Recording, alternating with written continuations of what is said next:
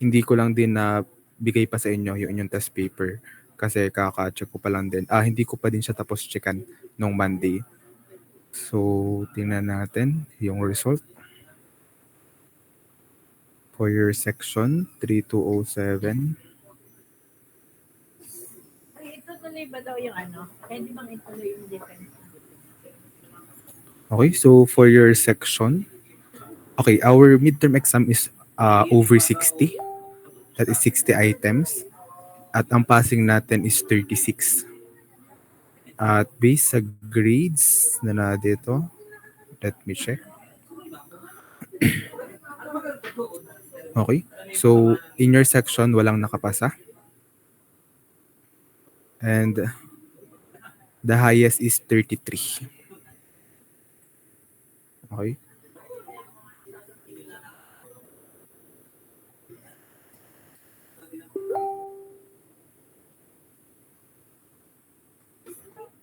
So again, medyo mababa yung mga nakuha nyo with our exam. At kapag yung mga iba pa natin activity like our design plate, binabasta nyo pa. Okay, so wag na lang din kayo magtaka sa makukuha yung grades dito sa ating subject. Okay, so again, I will just compute naman kung ano yung grades na nakuha nyo in our activities. Okay. So actually, madami pang mga single digit and zero yung nakuha. Okay, so kung gusto niyo pang pumasa dito sa ating subject, so pakiayos ng ating mga susunod pang activity. So we still have our design plate number 4. We have our final examination at saka yung ating yung ating design project.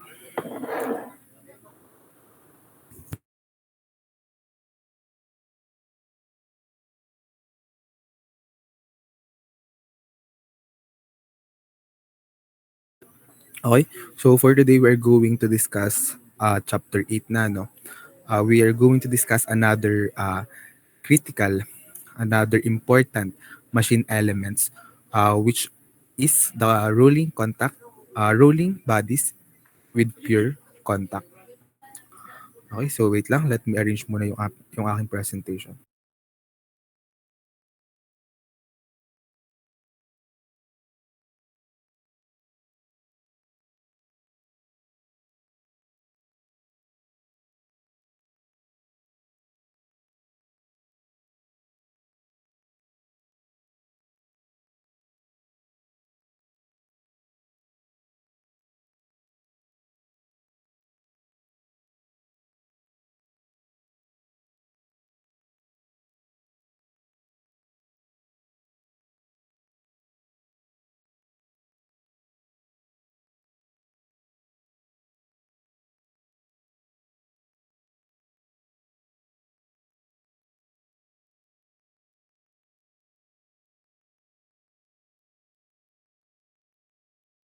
Okay, so again, we are going to discuss our rolling bodies in pure contact. So this topic is important before we proceed with the discussion of other machine elements like our gears.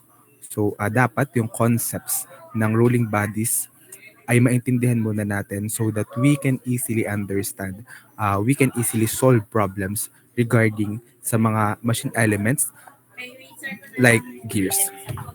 Okay, so first let's have the introduction to the rolling bodies in pure contact. So sabi dito, rolling motion is fundamental in mechanical system. So alam naman natin yon.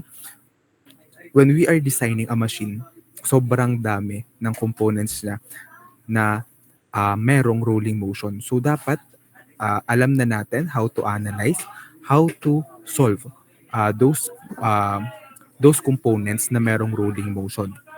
So involving bodies that move while maintaining contact without slipping. So when two bodies are in pure rolling contact, there is no relative sliding at the contact point. So this principle is critical for the applications such as gears, rolling bearing, and wheel-rail interaction. So yun nga yung sinasabi ko sa inyo, this is very important when we are going to analyze other machine components like our gears, rolling bearing, and wheel-rail interactions. Okay, so if we have a pre-rolling contact, so if it happens when two objects move so that the same point on each stay in touch along the line surface. So later on, we are going to show the different, we're going to discuss some types itong ating pure rolling contact. So these objects can rotate around their own centers and one can make the other turn.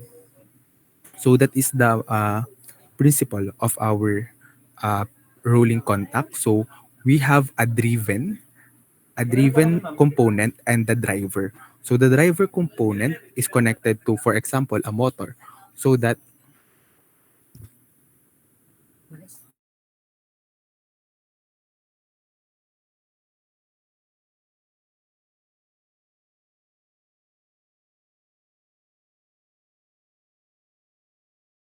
okay, so that is the principle of the rolling contact. So there is a driver. So usually it is connected to the motor. That is the prime mover ng ating machine, and then it will transmit the motion going to other parts using another cylinders or another components, so that mas matransmit yung ating motion. Okay, so the speed at which they rotate can have a fixed or changing ratio depending on their shape. So their rotation axis can be parallel, cross each other, or in different direction. Okay, so we have different types nga ng pre-rolling contact. So let's have here some example. Wait lang, but naglalag lang yung ayan. Okay, so we have these examples of two bodies rotating by pure rolling contact. Okay, so we have contact between two cylinders with parallel axis. So if we are going to transmit motion from this, wait lang, bakit ang bagal?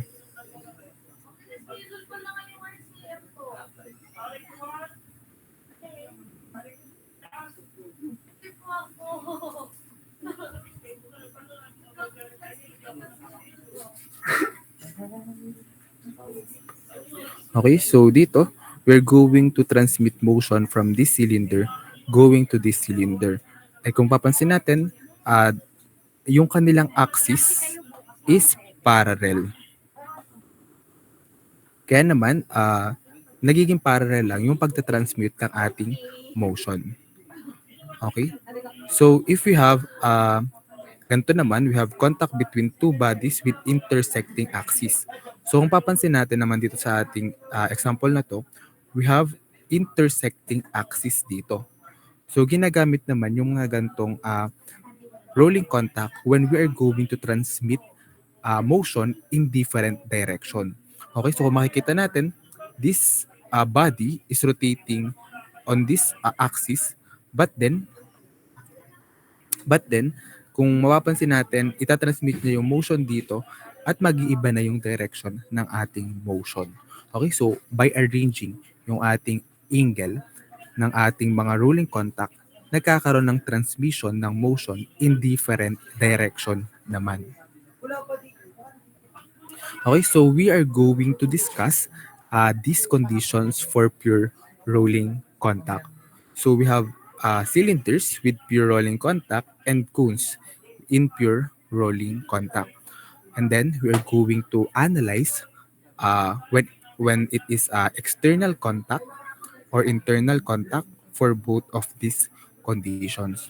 So ito yung ating mga i-discuss for our today's class. Okay, so let's have the first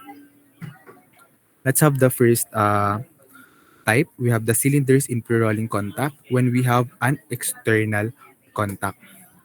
Okay, so kung papansin natin, it occurs when two cylinders roll against each other with the surfaces in contact externally. So again, yung ating point of contact ng dalawang cylinder can be found on our outside diameter. Kaya naman, meron siyang external contact. Dahil nga yung ating contact happens on the outside diameter ng ating dalawang cylinder. Okay, so both cylinder rotate in opposite direction. Okay, so kung papansin na natin, if you're going to analyze this, if this is our driver, yung ating mas maliit, the driver is the smaller component natin dito. If this cylinder rotate counterclockwise, so it will cause the other cylinder to roll against it. So kung ito, mag-roll siya ng counterclockwise, and then uh, magkakaroon sila ng contact dito sa ating point na ito. So it will cause our larger cylinder to rotate clockwise. Okay, so that will be your clue word. Kapag ka sinabi nating external contact, yung ating direction ng cylinder is they rotate in the opposite direction. Okay, so sabi pa dito, our instantaneous centers lie at the point of contact, and it can be found in gear system and printing rollers. Okay, so naintindihan naman yung ating concepts ng uh, external contact when it comes to cylinder in pure rolling contact. Plus, naintindihan ba?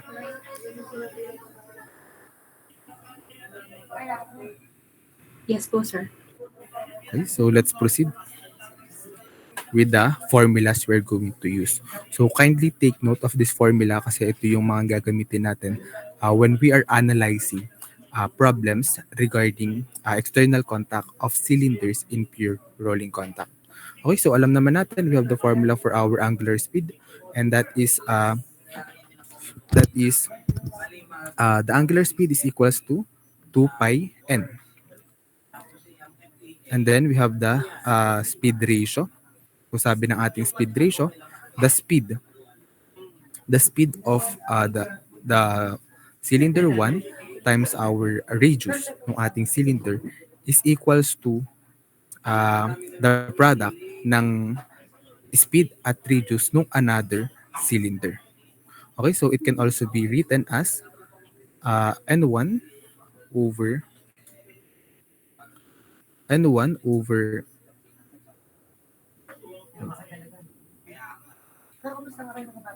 N1 over N2 is equals to R2 over R1.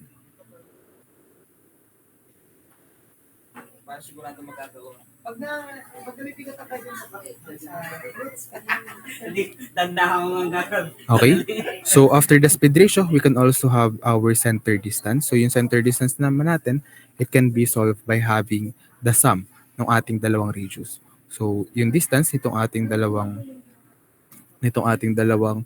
cylinder, so makukuha lang yan kapag ka-inad natin yung radius nitong cylinder na ito at radius ng cylinder na ito.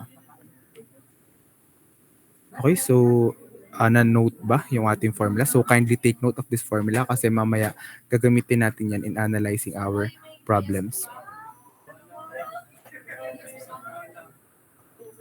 Guys, na-note ba? Yes po. Okay.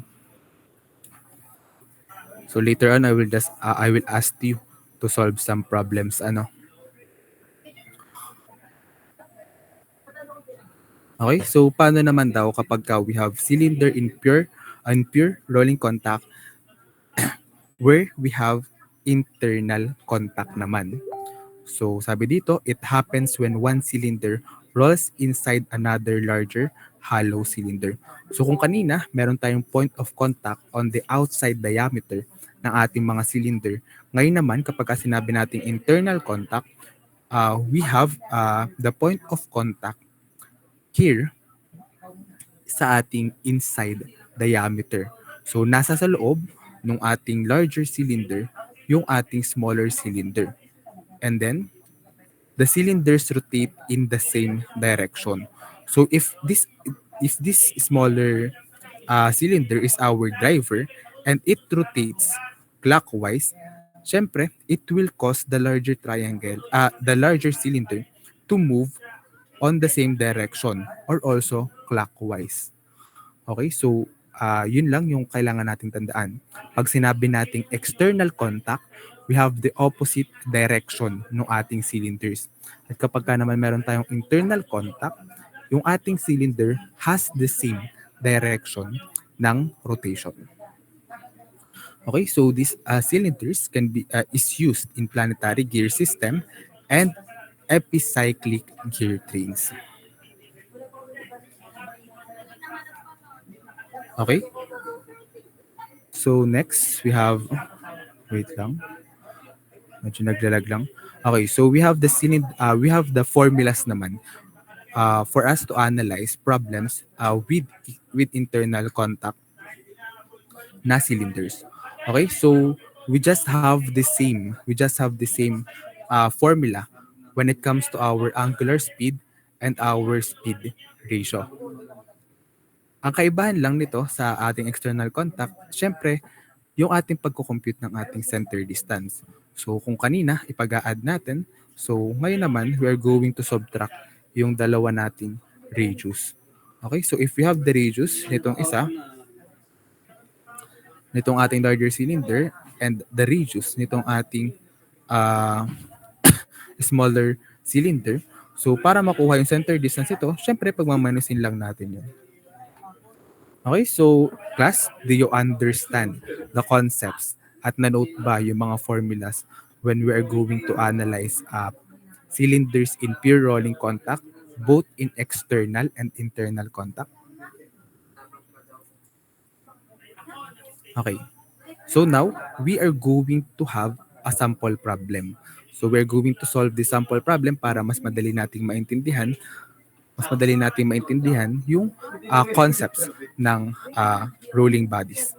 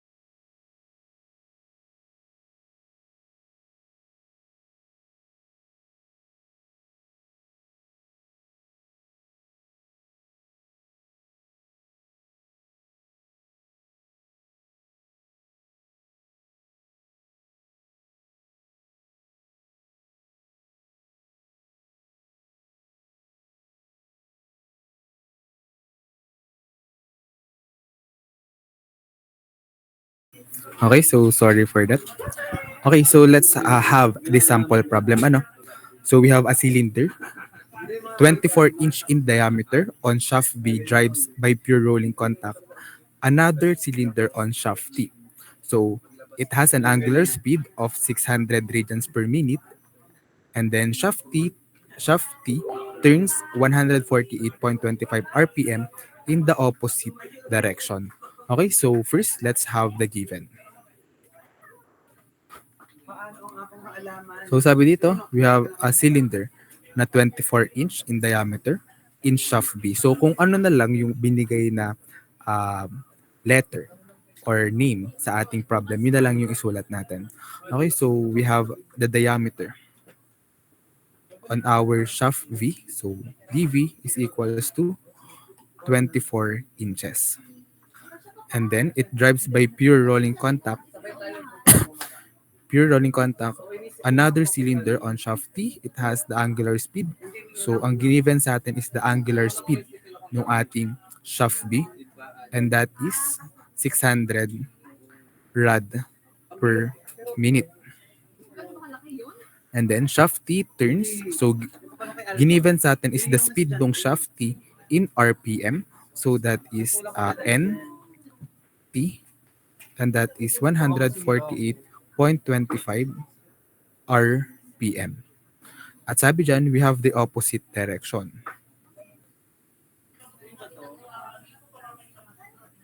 Okay?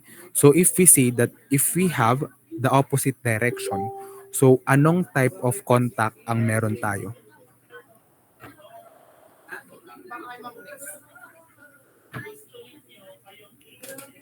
Last, may nakikinig ba? Kapag ka meron tayong opposite direction, anong type ng contact ang meron tayo?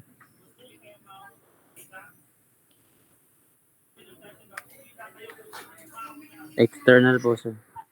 Okay? So we have external contact ng ating cylinder. Okay? So kung if we have our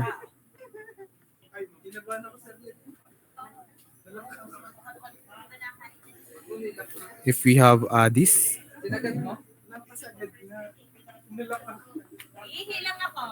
okay, so if we have these two cylinder, and let's just say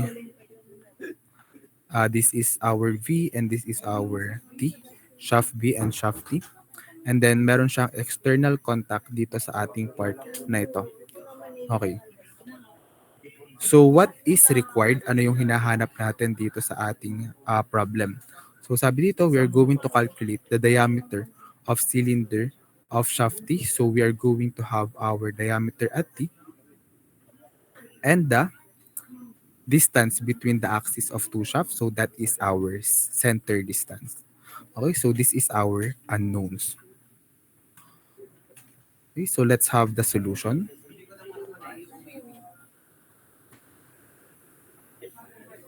Okay, so una, mapapansin natin, in shaft V, binigyan tayo ng speed wherein naka-rad per minute siya. And then for our shaft T, naka-RPM naman siya. So kailangan pagparehohin natin yung ating speed. So since yung ating nasa formula is N, so let's just convert our angular speed into RPM. Okay, so we have the formula for the angular speed to be 2 pi n. Okay, so if we are going to find for our speed in RPM, we will just simply divide yung ating angular speed to 2 pi. So ano yung ating angular speed? We have 600 rad per minute over 2 pi. So with that, what will be the value of our speed in RPM ng ating shaft V?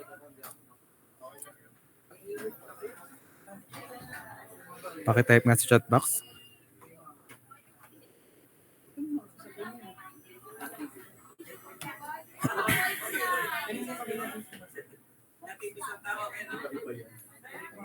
Okay, so everyone, do you agree? 95.49 to 96586. Pareho ba kayo na nakuha? Okay. So we have 95.49 296586 and naka RPM na siya. Okay? So next we have the formula, the speed ratio to be NV dV is equals to NT dt. Okay? So kung makikita natin, we use diameter pero sa formula we have radius. So when it comes to to our formula ng speed ratio, we can use either the diameter and the radius. Kasi kung diameter naman yan, i-divide natin sa 2 yan pareho, so that is just the same. Okay? So we have already our NV. Yung ating diameter ng shaft ng cylinder V is given. And we also have our speed in RPM ng ating cylinder T. So we can now find our first unknown, which is the diameter of cylinder T. So cylinder T, diameter ng cylinder T is equals to NV dV over NT. So paki-input na lang ng ating NV. And then ang ating diameter is 24 inches. And then our NT is 148.25. 0.25, and this is in RPM. Okay, so with that, what would be the value of our diameter at cylinder D?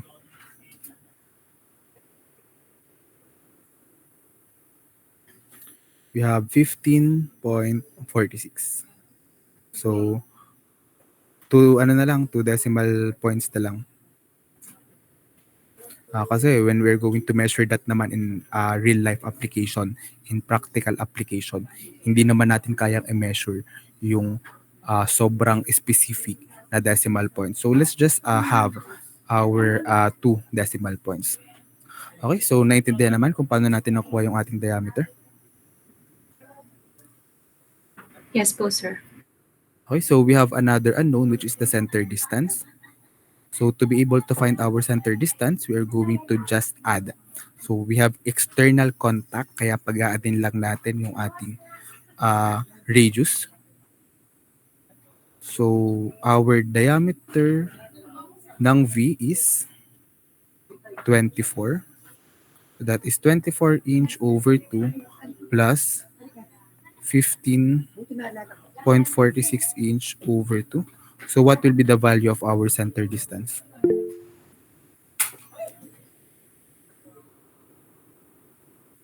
We have 19.73 inches. Okay, so with that, nakuha na natin yung ating mga required. We have the diameter at T and our center distance. So naintindihan naman yung ating ginawa. Okay.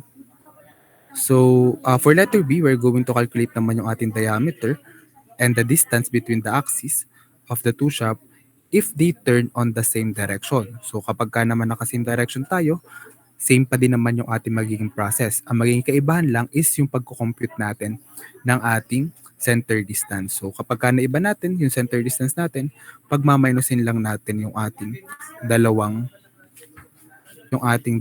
radius. Okay, so naintindihan yung ating sample problem number 1? Yes Sige. po. Okay, so this is sample problem number 2.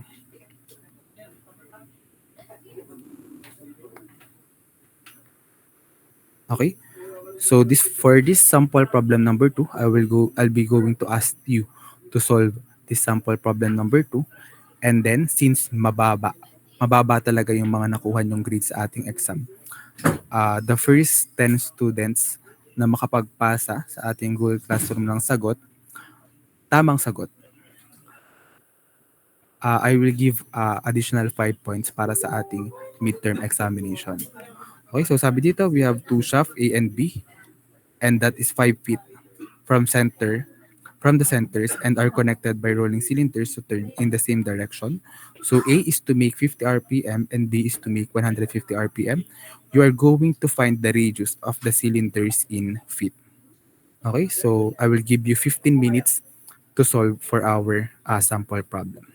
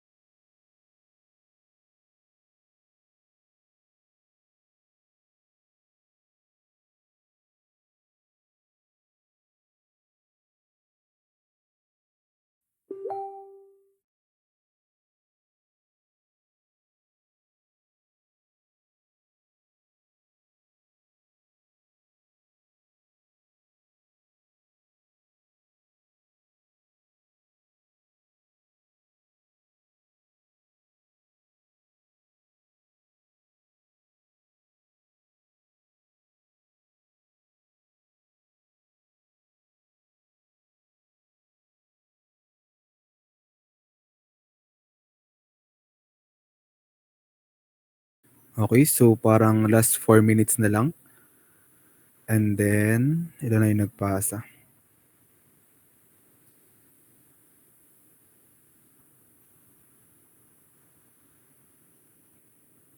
May 12 na nakapagpasa pero parang isa, dalawa pa lang yung nakita ko na tama yung nakuhang sagot.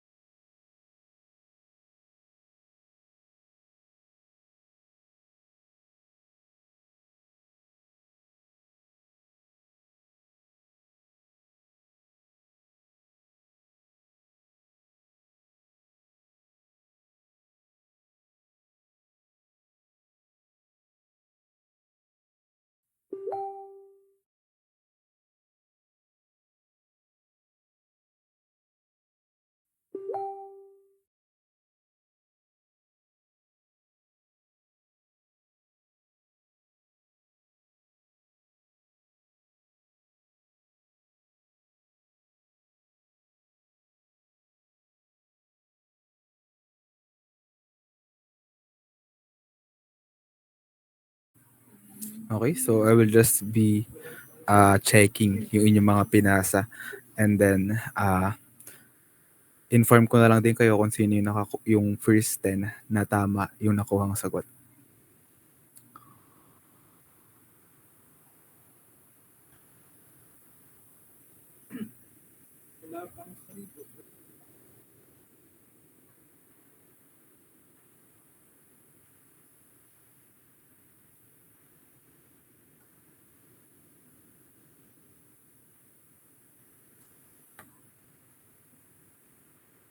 Okay, so let's proceed with the solution nitong ating sample problem number 2. So sabi dito, two shaft A and B is 5 feet, 5 feet from the center. So meaning, our center distance is equals to 5 feet.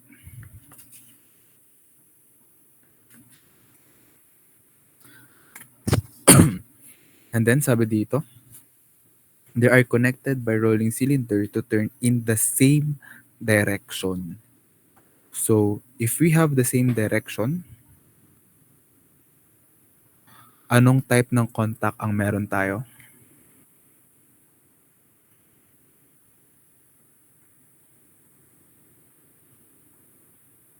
Internal po.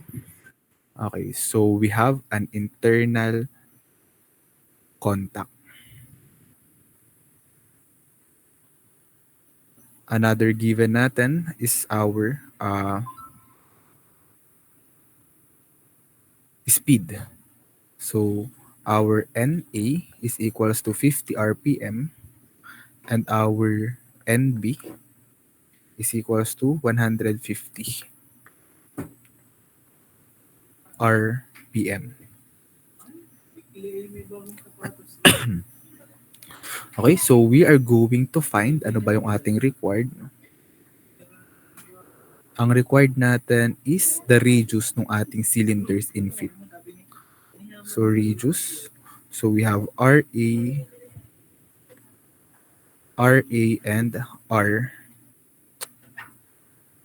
and RB. Okay. So let's have the solution for the sample problem. We are given the center distance. So if we have the same direction, ibig sabihin, ang magiging formula natin for our center distance is RA minus. Okay, so tama ba? Okay. So RA minus RB.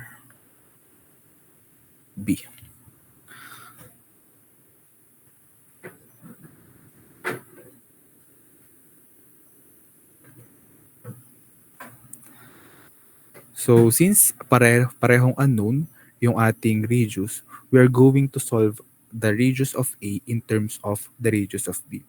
So we have given tayo ng ating center distance na 5 feet. And then we have RA minus RB. So let's have RA. RA is equals to 5 feet plus RB. So this will be our equation 1. And then we have our formula for the speed ratio. We have NA RA is equals to NB RB. So we have the speed. Tama. We have the speed ng A natin to be 50 RPM. And then ang RA natin is 5 feet minus ay plus RB. And then ang ating speed ng B is 150 RPM. And then we have our RB. Okay, so with that, we can find our radius at point B. So, pakisolve, what will be our radius at cylinder B?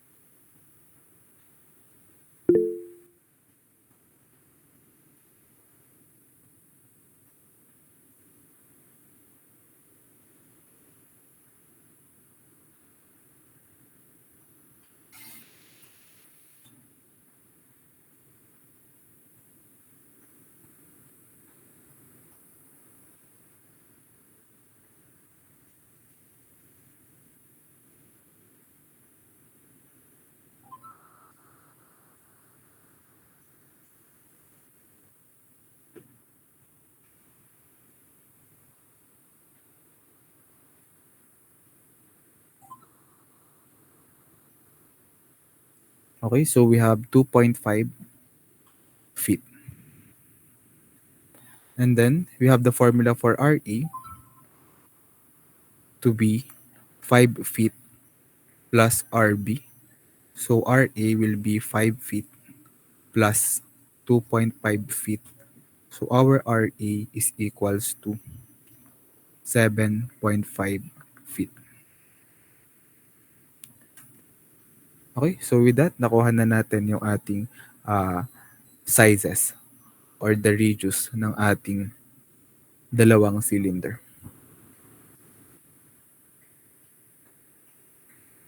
Okay, so naintindihan naman yung ating example number 2.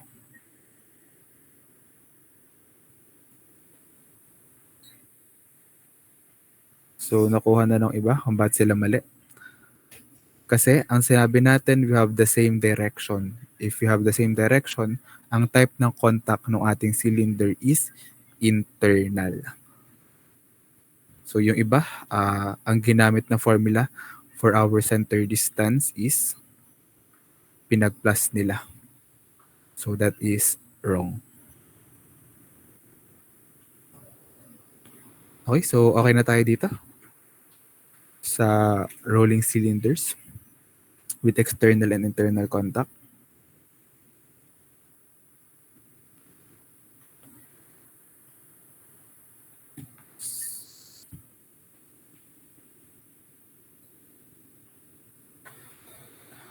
Okay, so kung wala nang tanong dun sa ating cylinders, we will now have our cones. So we have cones in pure rolling contact. First, for the external contact. Wait lang.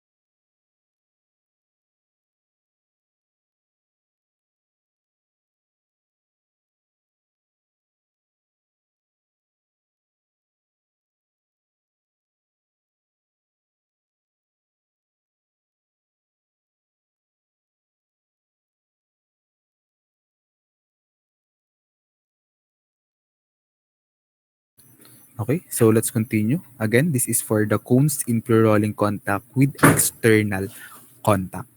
Okay, so two conical surfaces roll against each other with their outer surfaces in contact. So again, we have our two rolling bodies here, and then they are in cone shape. So we have this cone and this cone. Tapos meron silang contact dito sa ating point na ito, sa ating line na ito. Okay? So it is found in bevel gears where the axes intersect but are not parallel. And then rolling occurs along a line that forms the base circle of the cone. Okay? So kung makikita natin, we have the axis nitong ating unang cone in this line at yung ating namang axis dito sa pangalawang cone in this line. So they have intersecting point dito sa ating point O dito. So that will be yung ating mabubuong angle dito, that will be our theta. So that is called theta. And then, yung ating line of contact ng ating dalawang cone, we will create a line dito. And then kung makikita natin, this will be our angle alpha and this will be our angle beta. Okay? So ano ba yung ating mga formulas na ginagamit when we are going to analyze and solve sample problems with this external contact? So again, for our angular speed saka sa speed ratio natin, that is just the same ng ating previous formulas. We have 2 pi n at saka itong ating ratio na ito. Ang kaibahan lang, since this is already a cone, hindi na natin pwedeng gamitin yung ating R1 and R2 So as kesa dun sa R1 and R2, we are going to use our angles. So to simply put, we have N2 over N1 is equals to our sine beta over sine alpha. So para mas madali lang natin matandaan, for example, we have this cone A and we have this cone B. So syempre, this cone A will have our speed. So that is, for example, NA. And then, yung katabi niya na angle will be kung ano yung katapat niyang angle dito. So if we have A here, ang magiging katabi niya doon sa ating formula will be yung angle na ito. So for this example, we have alpha here and beta here. So if we have A here and cone B here, so NA sine alpha will be equals to NB sine beta. Okay, so pwedeng itong formula din na ito yung ating gamitin when we are solving problems. Okay, we also have our shaft angle. So nasabi ko na kanina, we have our theta is equals to the sum ng ating angle alpha and angle beta. So we have this formula. Okay, so nakuha naman yung ating formulas kapag meron tayong external contact pag cones yung ating rolling element.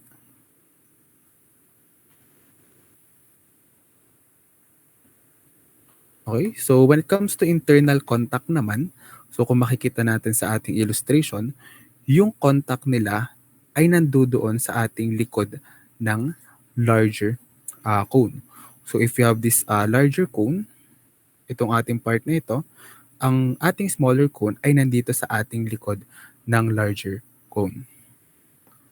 Okay, so with that, pareho pa lang din naman yung magiging formulas natin when we are analyzing those problem involving this internal contact. So for angular speed and the speed ratio, that is just the same. And also for this ratio.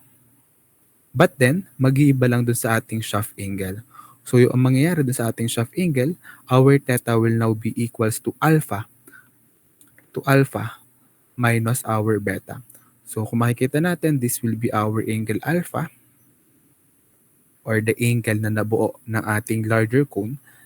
And then, this will be our beta. So their theta ay yung kanilang difference lang. Okay, so nagets naman yung concept ng ating cones in pure rolling contact. Okay, so that is just basic formulas lang naman. Okay, so let's have this sample problem para mas maintindihan natin kung paano natin gagamitin yung ating mga formulas.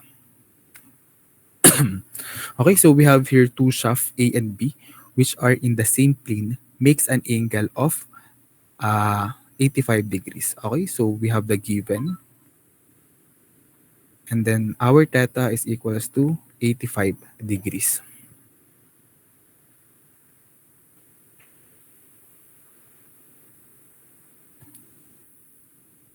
And then, binigay sa atin yung cone A with an axis that is 20 degrees from the intersecting line of surface A and B to turn with a speed of 100 revolution per minute.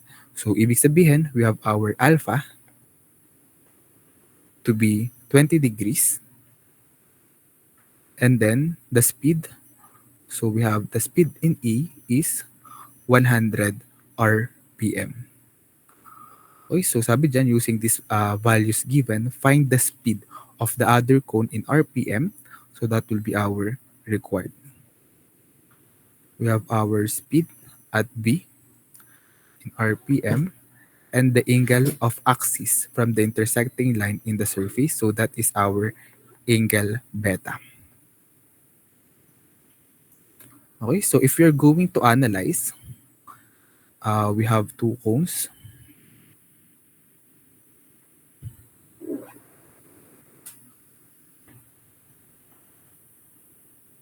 So hindi pa naman accurate. This is just for illustration lang. And we have our axis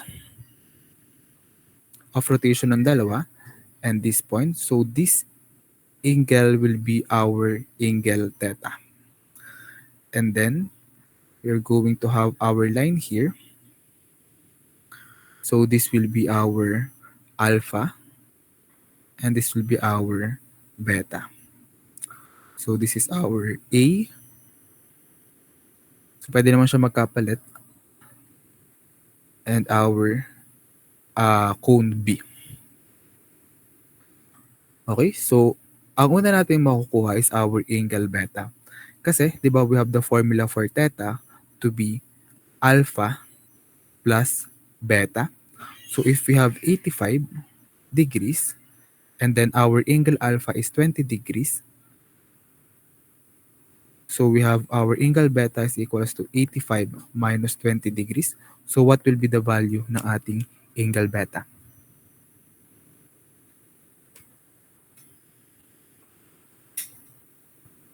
85 minus 20 plus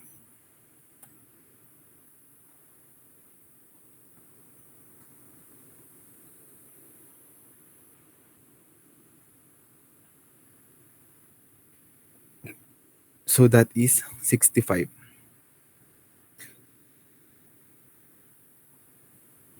Okay, so we already have our beta. So pwede na nating isolve yung ating speed sa ating cone B. So we have the formula nung ating sinulat kanina. We have speed in point A or speed of cone A times sine alpha. So kasi if we have A dito, ang katapat ng angle is our alpha. And then we have the speed in cone B times sine beta. Okay, so we already have the value for NA, alpha, and beta. So makukuha na natin yung ating speed ng point B. So we have NA sine alpha over sine beta. So that is, our NA is 100 RPM. And then we have sine alpha, that is 20, over sine beta, which is 65 degrees. So what will be the value ng ating speed at point B, at cone B?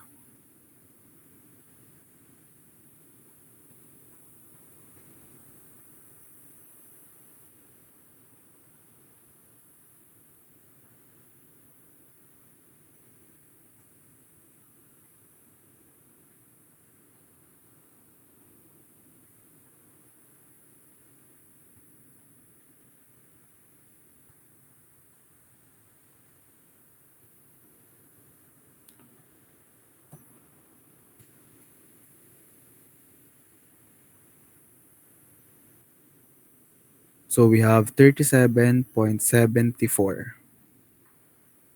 RPM. Okay, so we already have the answer for the speed of B and also for our angle beta. Okay, so do you understand our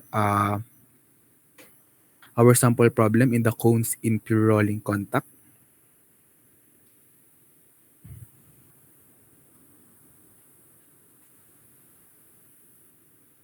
So may tanong ba? May hindi ba na-gets?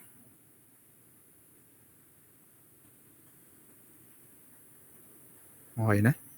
Okay, so this topic is important para mas maintindihan natin ngayon. So the concepts and the basic formulas na ginamit natin ngayon will be applied sa ating mga next discussion. So next meeting, we're going to discuss naman yung ating gears. Okay, so naintindihan naman yung ating lesson. Wala namang ibang tanong? Other concerns? Meron pa ba? Endrinal, ano yan? Sir, present po ako kanina. Hindi lang po nakapag-attendance at may na po ang signal ko. Okay, wait lang.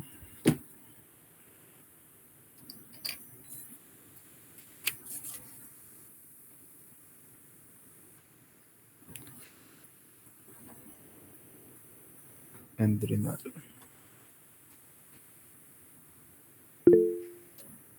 Okay. Sino pa?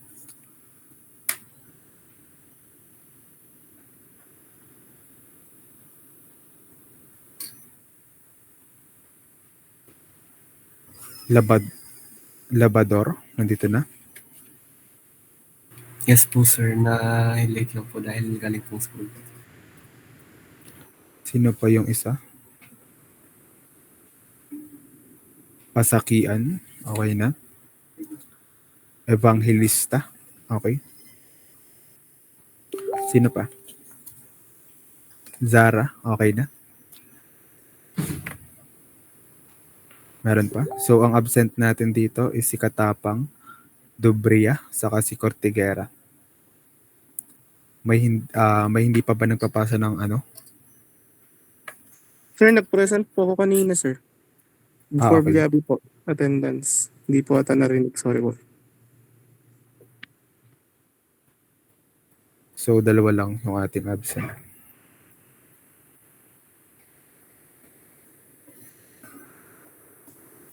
Diyos ko po, biglang lamig. Kainit nga po sa labas. Ay, basang-basa ng pa. Okay? Kung wala nang ibang concern, you can leave the meet na.